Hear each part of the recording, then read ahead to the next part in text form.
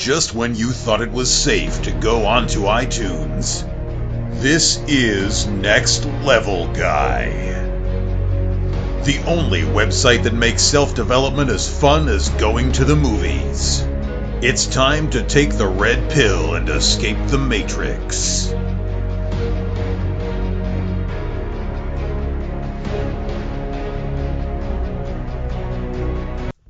Hello and welcome to another episode of the Next Level Guy Show podcast with your host, Ian Dawson Mackay. Today's guest is life coach and internet comedian JP Sears. He describes himself as the author of the book How to Be Ultra Spiritual, a YouTuber and a ginger. He's absolutely hilarious, but his videos really make you think and look at life, and you're guaranteed to improve yourself with some great laughs along the way.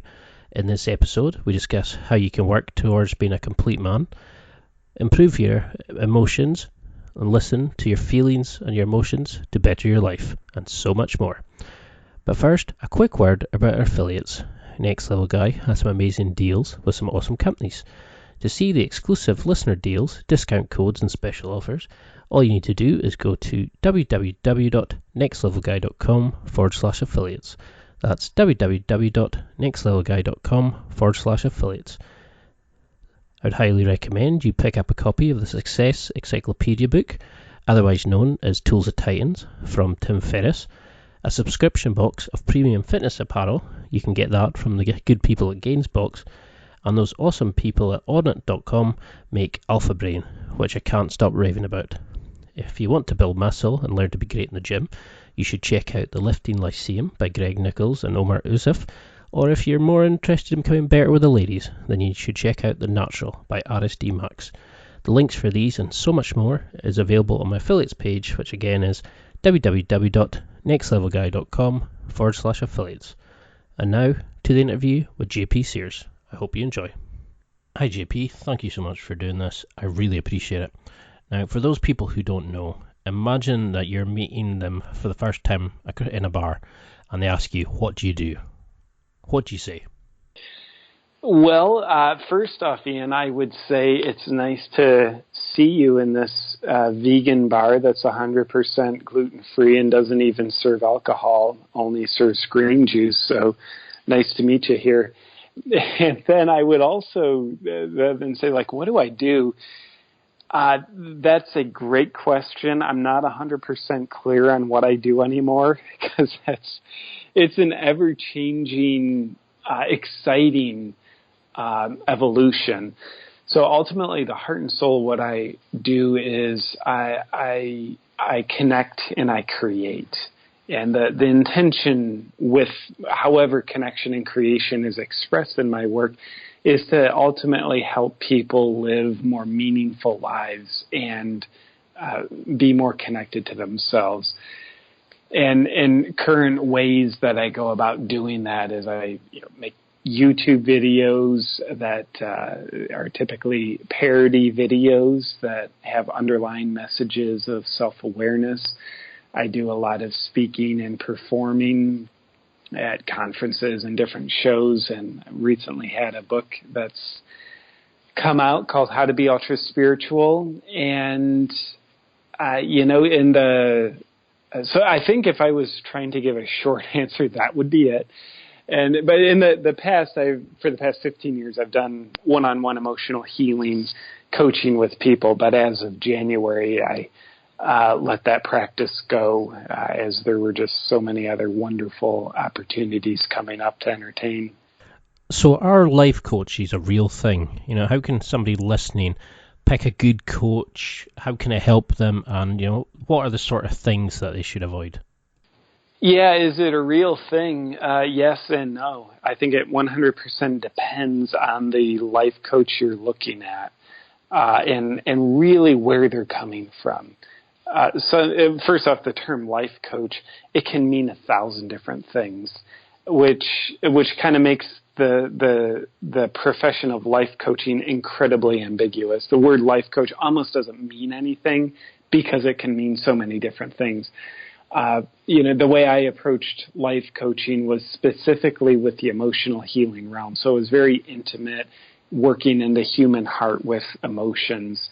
And then on the other end of the spectrum, other life coaches are out there teaching people how to run their businesses, how to get rich. And I think on the shallow side, which are certainly what I would call the life coaches to avoid, the ones who are out to get rich by teaching other people how to get rich.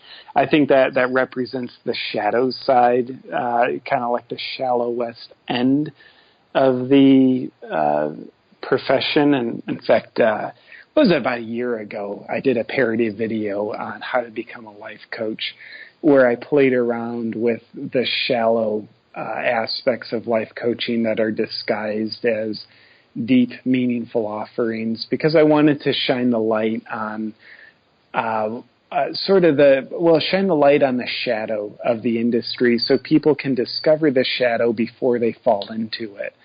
But with that said, I want to just say, I have a lot of respect for a lot of ways that people implement life coaching. I think the idea of having a coach for various areas of our life really can exponentiate our growth and really genuine happiness.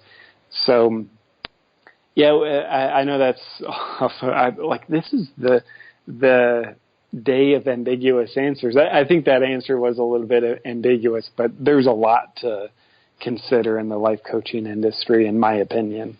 So what do you think are the biggest issues facing modern men today? Is it our almost need to be offended by something and to be angry at something or something else to avoid really looking at our own lives and, what would make us happy and going for those goals? I think just the opposite. I think there's a lot of merit in what you just said, but I'll get back to that in a second. But the first thing that comes up for me with men specifically, our biggest issue today is we're not soft enough, specifically in the vulnerable sense of being connected to our actual feelings and emotions. So I think being vulnerable is the greatest opportunity for men to grow. And honestly, I think women too. And I think, when we look at the idea of being too soft, that's not at all what I'm suggesting. I think being vulnerable, it's very different than being too soft. We can't take criticism or we get offended by everything. No, to me, that when we're offended and we try to shut people down who say things that we're offended by, that's an unwillingness to be vulnerable. That's a mechanism whereby we're trying to avoid our real feelings, when we're becoming, connoisseurs of outrage, and we're not willing to hear different points of view. And if I get offended by someone, that I need to start a lobbyist group to shut them down because how dare they have a point of view that challenges my life experience. So I think the more people are actually willing to feel their actual feelings that their body and heart generate, the more tolerable they are to other people, as in the less offended we get by everything. I personally think when we're offended by something, it's impossible to be offended unless we're feeling insecure about what's being talked about. So I think a lot of times when people are unwilling to be vulnerable, they bump up against an insecurity. I'm offended. So they feel the insecurity for a millisecond and then try to deflect from the insecurity because they're unwilling to feel their actual feelings, and they get angry outward, offended outward at someone else. It's the perfect distraction so that we can stay blind to the real feeling of insecurity that's happening inside of us. So I personally think it's therapeutic to be offended if we're willing to look at what's been triggered inside of us when we're offended. That's a really great point. So how can we then become vulnerable and, open to these kind of feelings? How can somebody listening start? I would say pay attention to two things. Either what offends you the most or what you take most seriously. So, it's like listening, whether it's a politician or someone making videos or a podcast host, not to point the finger at you, Ian, but, knows, like, who do you think is most offensive? And then would you be willing to pay attention to them and ask yourself a question of radical self-responsibility of what's coming up for me about me? Asked another way is, what insecurity of mine is coming up? Now, that's the hard thing, but we deserve to challenge ourselves to that. It's easy to have a 3,000-page long story about why they're wrong and why they have no right to say this and that and why they're screwing up the world. Yeah, get that. That story isn't what we're asking for. That's the easy part. We don't need to reinforce that. What we need to do is challenge ourselves to a new level of consciousness, which is consciousness of thyself. What insecurity in me is being brought up when I hear this person talk? That to me is self-responsibility, not victimhood, pointing everything, all the stories are about them. No, that's making ourselves the victim when we vilify someone and only reinforce why they're wrong. No, we need to consider what's being brought up in me. So that would be an exercise when there's someone that offends us. And honestly, I think we all have someone that offends us. It's just a matter of, can we recognize it? And then I ask the same way when we look at things we take most seriously in our life. It might be our finances, it might be our job, it might be, our status. So can we ask ourselves the same question? In that given area of my life, let's just say it's money. I take my money really seriously. What insecurity of mine is being triggered when it comes to money? Because the energy of seriousness, in my opinion, it's a fear-based mindset of control that comes up when we feel insecure about something. So why should we listen to our emotions? What do they do, and why should we pay particular attention to them? Do our emotions at times tell us something's not right here? Yeah, absolutely. I think that's one of the lessons that our emotions will tell us. If a situation's not right, or, a sense of self we have, it's like old and outdated, it's not right. But I think most of the time, our emotions are an opportunity to connect deeper to the miracle of who we actually are. There's a Swiss psychiatrist named Carl Jung. He died in 1963, so he's old, which means we can pretend he's super credible and noble, which I think his work is amazing. But Carl Jung has said that our feelings are the language of our soul. It doesn't mean he's right. It just means he said it. But if we pretend that's halfway true for a second, that our feelings are the language of our soul, I dare say that could imply that when we connect more deeply to our feelings, we are connecting more deeply to who we really are. What Carl Jung would say is our soul. And I think one of the greatest, maybe the greatest form of suffering in this world is when we're disconnected from ourselves. I think connection to ourselves, it sounds abstract and, kind of like airy-fairy spiritual, yet I do believe that connection to ourselves is what gives us inner satisfaction. It's what gives us a sense of meaning. It gives us a sense of life is really worth living. It's not some obstacle to survive, but it is a great gift that is really meaningful to live. I think, and then on the opposite, when we're disconnected from ourselves, so much suffering comes up. And it can make life seem like this chore, this obligation that we're struggling through to survive. And I would dare say when we're in that space, it's because we're very disconnected from ourselves. So say somebody listening to this is wanting to start to really listen to their emotions and feelings, to start going for that thing they really want in life. How do they start? Yeah, man, to me, like I'd love to create some grandiose vision and then some magic formula that inevitably won't work to get you to that vision where you're just, way connected to your life purpose and just living with passion all the time. But instead, I'd like to be practical. It sounds a little mundane, but here it is. I always invite people to start off with a simple body sensation meditation. I call it the FFF meditation, Feel Your Freaking Feelings meditation. So it would basically be you sit there for 5 minutes. You pick one body sensation that you're feeling. It could be like, wow, I have an ache in my leg, or I feel tingling in my chest, or tightness in my throat, or like butterflies in my stomach. Just any body sensation, whether it's pain or pleasure, you pick that sensation and then you focus on it. You put your complete attention on it for 5 minutes and breathe. And that's it. So the reason why I really value that as a powerful place to start off is that's an exercise to strengthen very weak muscles.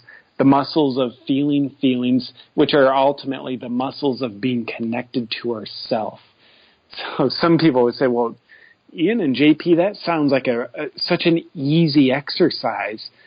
Well, it's like, yeah, it is. But we need an easy exercise for a very weak muscle.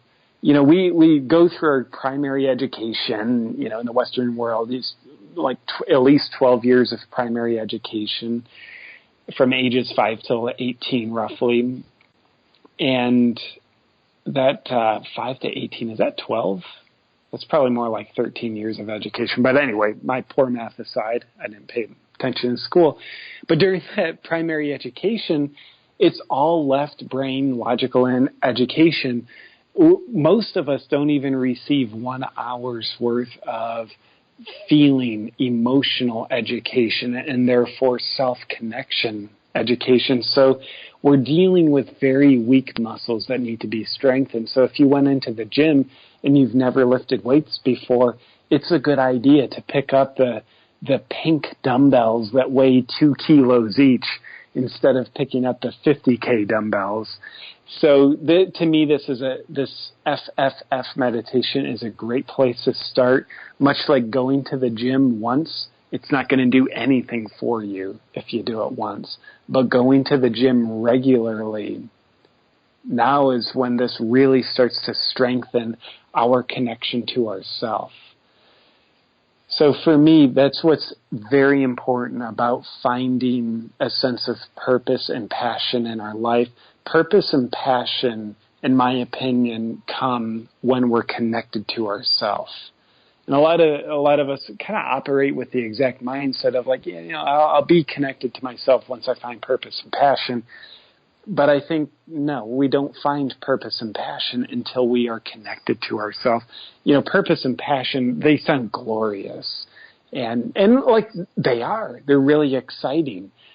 So it's like we want to bypass the mundane steps and land at the glorious sort of heroic expression of connecting to ourselves, where we're living on purpose and feel wonderful passion on a daily basis, high energy, high vibe. But I don't think we can bypass it. I think we need to start where we're at. And if that's a mundane beginner level of connecting to ourselves, even though it might not seem grandiose because it's mundane, but I think we deserve to start where we're at, even if it's with the mundane. And honestly, the mundane of like, okay, let me feel my stupid body sensations, that's where we all begin. It really is, in my opinion. Now, you touched on passion there, and something a lot of guys struggle with is to find something that they're truly passionate about in life. You know, we have people who are passionate about, say, a local football team, but nothing actually about, you know, in their own lives. How can somebody learn what the real passion is and build passion in their life? Yeah, I love the question. I love you bring up, like, people can be passionate for the football team, and it's like, yeah, of course we can, but that probably no one ever said, my life purpose is to support this football team. Yeah, so we probably have deeper passions. You probably have a greater purpose. Yeah. Otherwise, the team better never lose. You know, I think we're all here for a reason. And a question that I would invite us all to start asking ourselves so we can become more calibrated with our purpose, our true, deeper passion about what our life's really about, is we ask, like, what do I stand for? What do I stand for? Why am I here? And what am I in service to? To me, those are three questions that all point in the same direction, but I offer it three different angles. What do I stand for? Why am I here? What's my life about? Or what am I in service to? So, to me, asking the question is what's most important. We don't need to worry, like, if we don't have the answer to the question, that's fine. Ask the question. It's scary to ask a question that we don't know the answer to. And then the answer to this question, it might take a year. It might take 10 years. It might take 20 years before we even have half a clue how to formulate an answer. Yet I do know we'll never find the answer, and we'll never be able to live the answer until we have the courage to ask the question that we don't know how to answer. What do I stand for? What am I in service to? Why am I here? And then, along with that question, Ian, here's another delusional opinion of mine. Passion is an energy that's already inside of us. How can we unleash it? So, why I say that is I think a lot of times we create a self-limiting belief that says I need to find something to be passionate about in order to have passion. But what if this is one of the cases that it's the opposite?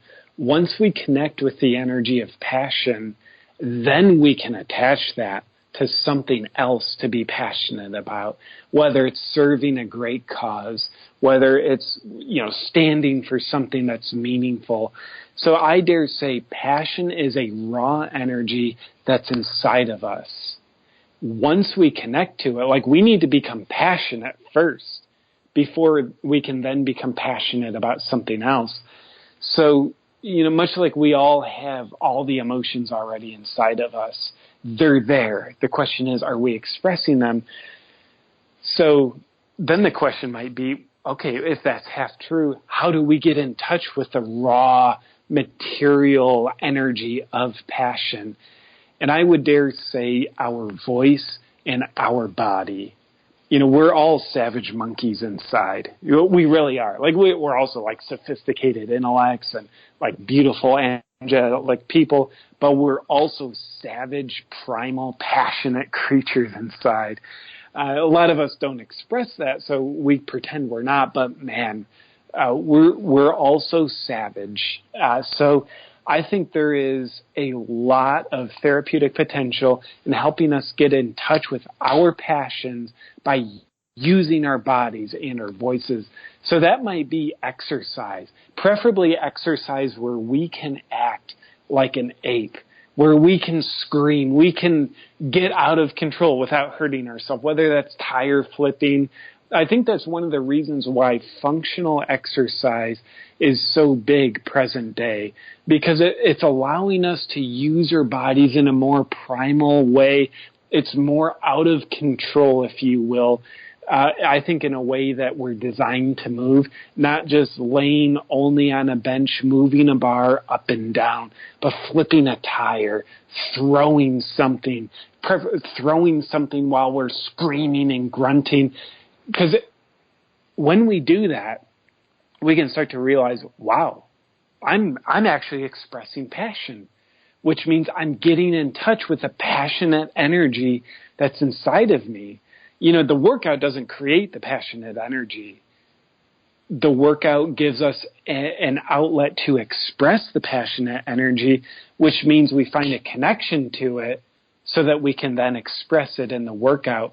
So in my opinion, that doesn't mean we all need to become strongmen and gym heroes, but it does mean I think we have a great opportunity to use our bodies in 3 dimensions as a way of connecting with this primal energy that is passion. I think it's one of the great gifts that we have inside of us when we are connected to passion, which basically what I'm saying is the workouts are the drill that can drill into this well of passion.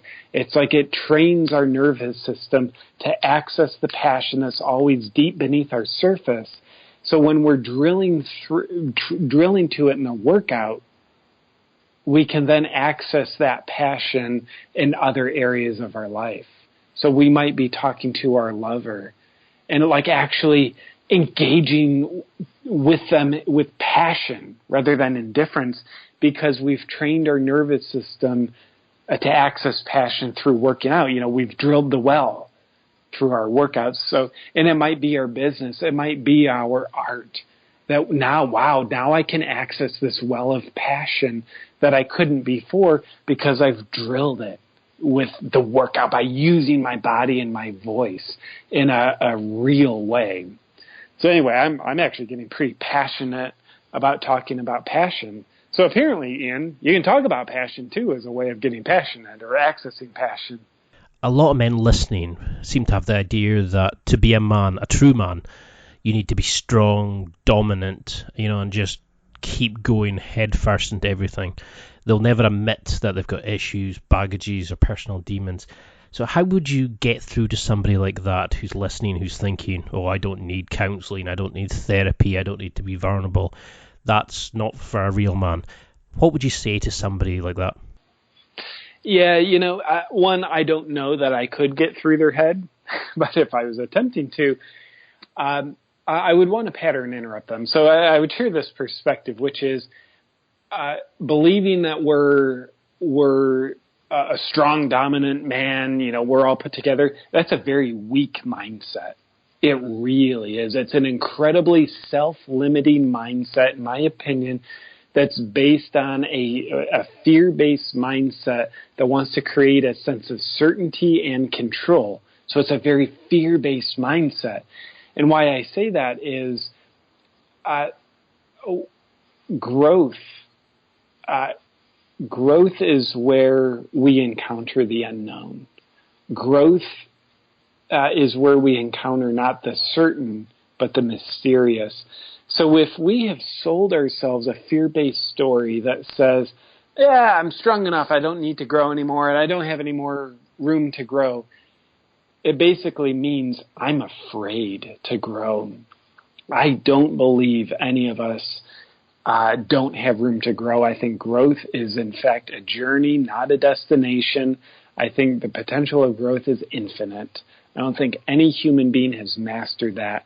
So when we create stories that justify an unwillingness to keep growing, and then we believe those stories that then leave us with a mindset and the belief that says, yeah, I don't have room to grow because I'm already strong enough the way I am. It's really us saying, I am really scared. I am afraid of the unknown, that growth will come up. I'm afraid of losing my delusional sense of certainty, which will absolutely happen with true growth. And, in my opinion, it means I am afraid of encountering the wounding and the pain that I have inside that I'm currently unaware of if I were to consciously work on my growth. I think there's two types of people in this world, those who are wounded and those who are in denial of being wounded. I think our strength can only be as high as our wounding is deep. So I think it's very real and very necessary that we're all wounded inside. Now, a lot of us have probably healed a lot, but I also think there's a lot more to heal. And part of me would say, thank God that's true. Because if we didn't have anything else to heal, we couldn't get stronger. And to me, it's just like going to the gym and working out. When we're in the gym, we're actually wounding our muscle cells. We're breaking them down. We're actually wounding them. Because the law of nature has it, you have to wound it first, and then it'll grow stronger. So a lot of us have wounded muscle cells within our emotional bodies that need attention in order for us to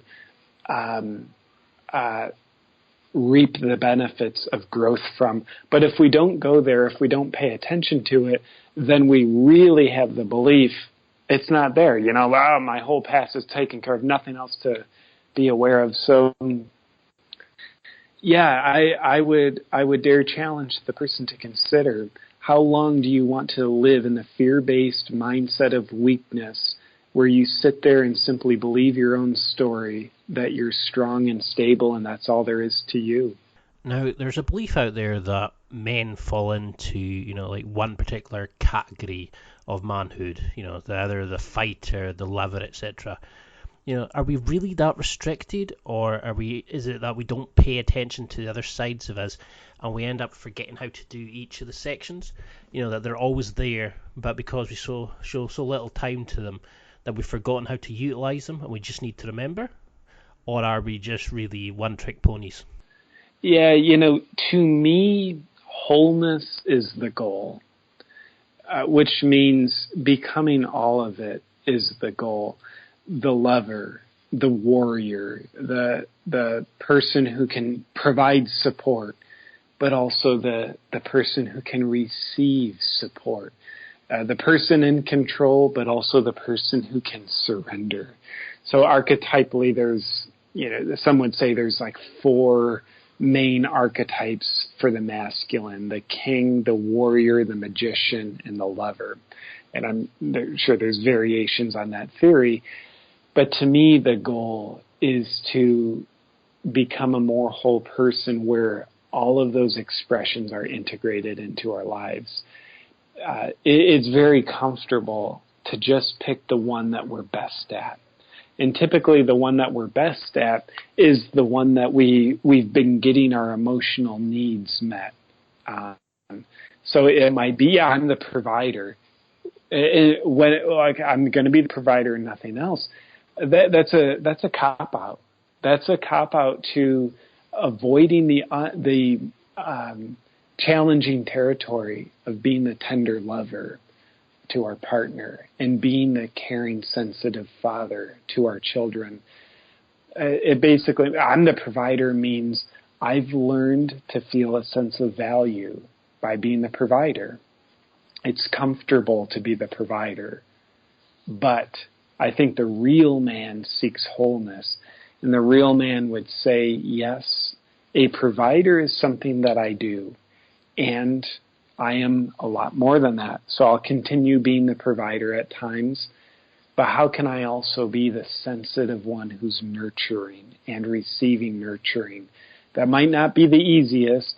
It might not be how we grew up getting our emotional needs met, but it is a challenge worth taking. And I dare say we deserve to challenge ourselves into growing into all these expressions. And I would also say the people who we love most, who are closest to us, they deserve to have those aspects of us. They deserve better than just a one-dimensional expression from us where we are just playing a role. The provider, in this case, as the example, just playing the role and robbing our loved ones of the rest of us. I think something we all probably know, at least in theory, we are not our roles. We might be the provider, but like the provider is a role we're playing. Who we are is much more than just the role. And I think that's one of the reasons why wholeness is the goal. By allowing ourselves to be more than just one role, that's our way of helping ourselves go beyond the role so we can connect more to who we really are and share that with the people who matter most to us. Okay, so I think you've definitely got a lot of guys listening to this who are now thinking, okay, I need to start looking, and being vulnerable, and I need to start looking inside myself to see what's holding me back and where I can start looking for the passion and, that sort of thing in my life. So have you got 3 challenges that you'd recommend to all guys listening to this interview, to start improving their lives right now? Yeah. I do. The 3 challenges, the first would be reiterating something I mentioned earlier, the challenge of Do the the feel your freaking feelings meditation. Connect to a body sensation for 5 minutes every day. Second would be take action doing something you've never done. It's a pattern interrupt to our life. It's getting us out of our comfort zone. Take action on doing something you've never done that you feel challenged by. It might be a workout, might be going skydiving, it might be starting a business, it might be, no, beautiful wife of mine, I'll take the kids to school today. Let me make dinner. But taking action, doing something you've never done would be the second. Number 3 would be hold eye contact with someone who you're close to for at least 5 minutes. Now that can make a lot of people just poop themselves. But and obviously we would want to ask our lover or family member, I'd like to do an exercise of holding eye contact with you for 5 minutes. Sounds weird. Yep, I understand that. Would you be willing? To me, that is a great challenge. And it's shocking how little eye contact we hold with the people that we allegedly love the most. And this is an exercise, the eye gazing exercise that I've led groups of people doing. I certainly do it myself. My experience is that it's not comfortable. A lot of weird feelings come up. A lot of agitation to try to eyes dart away or just be done with it or laugh and say this is stupid. But those are all ways we deflect from the intensity of the feelings that come up. So in my opinion, these are challenges of embodied action that can lead men to become more whole. So what's your take on things like meditation, gratitude giving, things of that nature? Are they nonsense, or should all men be taking them on as a sort of daily challenge, a ritual, so to speak? Yeah, well, in addition to all the things we've mentioned so far, which I think do have relevance to this question, I do think regular practices, you mentioned meditation, that's something I endorse. I typically do 10 minutes of meditation in the morning. I only do 10 minutes because I'm not likely to do it if it's longer than 10 minutes myself. But it's a powerful way to start our day pretty connected to ourselves and relatively centered. I think also feeling-based communication with the people around us. Our friends and family, yes, but also other people around us. Like my assistant, Karen, who, we're great friends, but also we're in a professional working relationship together. Her and I are constantly having feeling-based communication where it's we're not just talking about our transactions in the business world, what's going on, what needs to be done. That's important stuff. We got to talk about that. But also, Karen, how do you feel about this? And, Karen, this happened, and here's how I feel about it. Or, the way the schedule has been today that you built, Karen, I feel overwhelmed by that. And it's challenging on me, and I'd like to talk about ways we can build the schedule differently moving into the future. So feeling-based communication means we are sharing our feelings with other people, and we're holding space to have their feelings shared with us. I believe feeling-based communication, which is, if we don't have feelings in our communication, we're not communicating. We're conversing, in my opinion. Conversing is a phenomenon from one brain to another. No feelings involved. But communication, it's implying communion, which implies connection, which means, okay, feelings are the language of connection in our species, and I think other species too. So I think feeling-based communication absolutely has a place in our business, our family, our professional life, our personal endeavors, our hobbies, I think it enriches everything. I think it brings new depth, to be honest with you. So, and I realize feeling-based communication, there can be a whole class on it, and I've taught whole classes and retreats on feeling-based communication. Yet, not to oversimplify the vast topic of it by just sort of name dropping it. Yet, I'd love to do people the justice of inviting them to be pointed at what I think is a great beneficial mountain to climb, which is being mindful to have some level of feeling-based communication. And by the way, romantic relationships, that's nothing. It is a death sentence to romantic relationships once our feelings are out of the equation. Otherwise we're just exchanging stories about what's happening with our partner, stories created by our heads. So the language that is feelings, that is the potential for us to stay connected to our partner and deepen the connection, that evaporates. That connection potential evaporates when we're no longer engaged at a feeling level with our partners.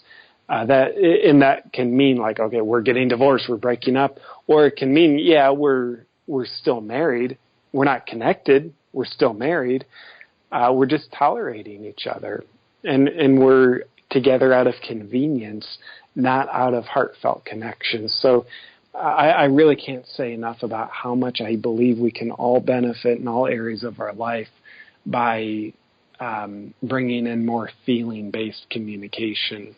I just love your outlook on things. You say things that we should all know, but we've managed to build up this world where we're so focused on our phones, on the latest notifications, on our Facebook statuses, these kind of nonsense things.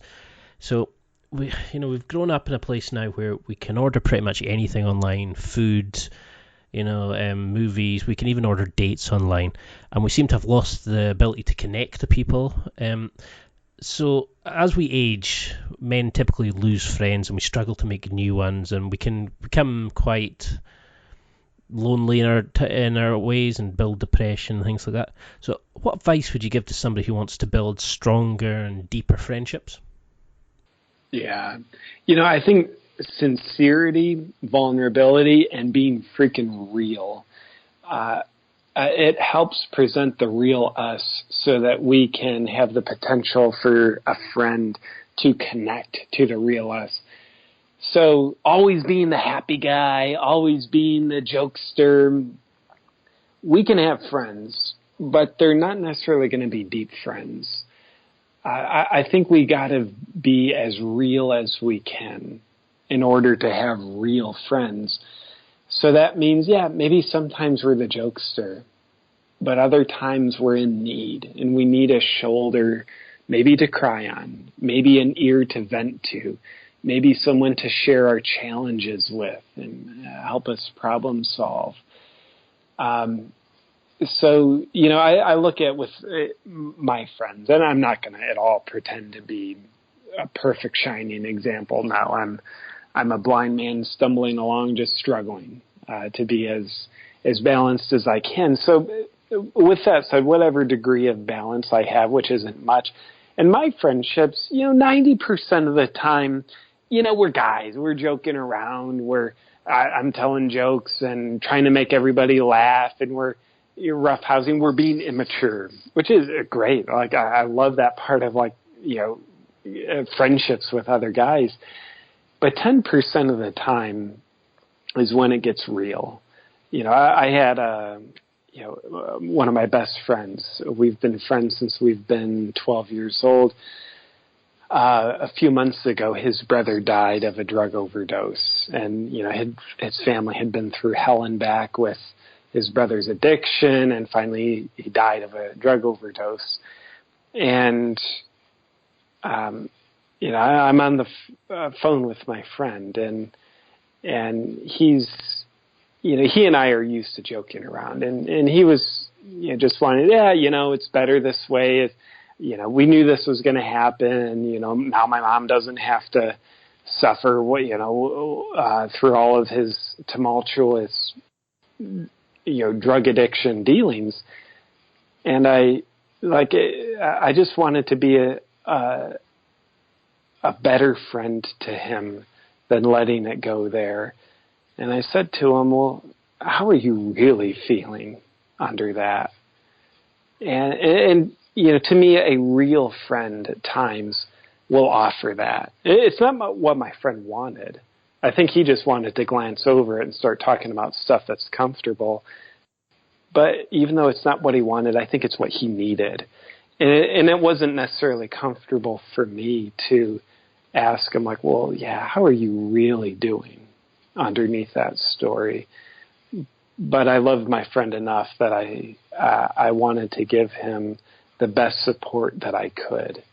So being whole, being real, I think is how we build friendships. And honestly, guys who are not able to connect at, real levels, then they won't be our real friends. They might be our acquaintances and have a beer with them once in a while, but they may not be good candidates for a real friendship. But when we offer the full spectrum of being real at times, being the jokester at times, then we essentially, in my opinion, have our hand reached out for the people who are ready to connect with us at a real friendship level.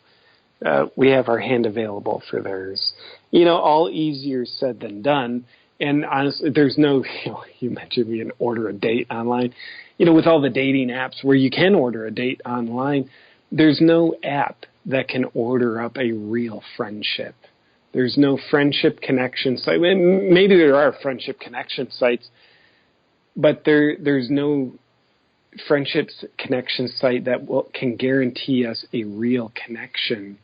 I think having the courage to offer a real connection is how we find real connection, realizing that all that we offer it to won't be able to take us up on it.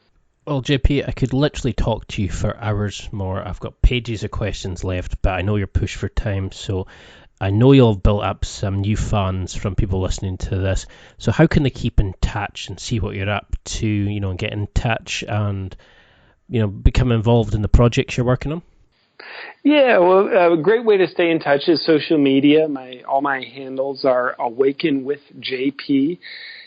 YouTube and Facebook are some of the prime places I'm always publishing videos there. So Awaken with JP is a great place to connect. And, my book, How to Be Ultra Spiritual, it's a satirical take of the new age spiritual culture. And honestly, I'm not delusional that I think everybody needs the book. It's like, if the idea sounds entertaining to you, care to have some laughs and also consider some deeper perspectives, then grab the book if it vibes with you. Otherwise, I don't want to brainwash anybody into thinking it's for them. And, Ian, I also want to say I really appreciate you giving me the gift of a lot of these questions, because I think the way I framed my answers to the question, I kind of framed them in a teaching perspective, pretending that I'm talking to everybody who's listening and I'm teaching them. And cool, I'm glad it came across that way so I can pretend I'm teaching other people. But truly, the gift of your questions is they've given me an opportunity for a deeper consideration and to hear my own answers. Because I do believe that one of the facts of life is we don't teach something unless we need to learn it. So me pretending to kind of teach and share perspectives here, it's really, at the heart of the matter, it's really me being able to learn what I need to hear. So I appreciate this opportunity for my benefit, Ian. So thank you, brother. Thank you very much for those kind words, JP. I really appreciate it. I know you'll have helped a lot of guys listening, and you've certainly helped me change my outlook on life. For those guys who are listening and you've really enjoyed this podcast, I would feel honoured if you could leave me a review on iTunes or a comment on social media, or even considering sharing it. Until next time, keep reaching for that next level in your life. That's it for another week. Thanks for listening. Absorb it, practice it, use it. Until next time, keep trying to hit that next level in your life.